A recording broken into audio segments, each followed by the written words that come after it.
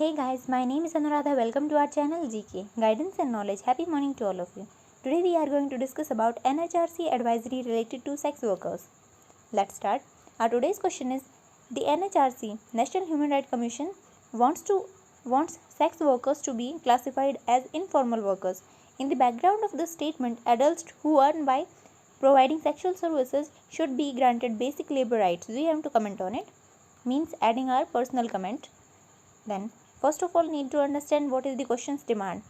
We can understand our personal comment adding in that, and what are the challenges faced by sex workers, and what are the positives and negatives of informal sector, and then provide measures need to be taken.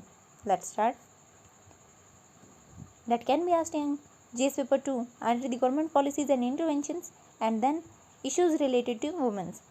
It can be asked in GS paper 3 under employment and important international institutions.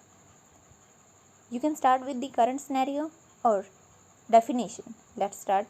Our definition is: as per WHO, World Health Organization, sex workers are women, men and transgender people who receive money and or goods in exchange for the sexual services, and who consciously define those activities as income generating even if they do not consider sex work as their occupation.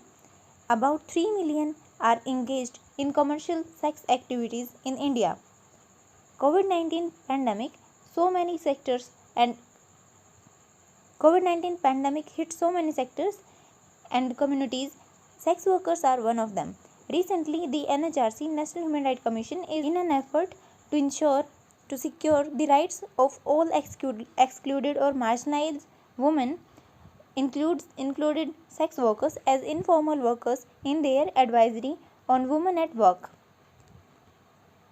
Why NHRC want to recognize sex workers as informal workers? Issues faced by them. COVID-19 worsened their conditions.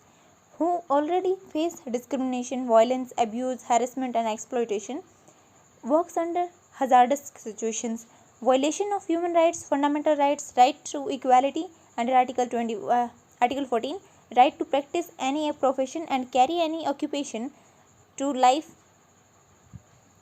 and right to life and liberty under Article 21, and continuous lockdown,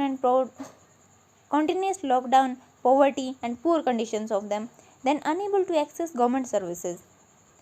Advantages of this step: they can live their life with dignity. They will get basic labor rights, protection and wages. Also able to access government schemes, able to get their human and fundamental rights.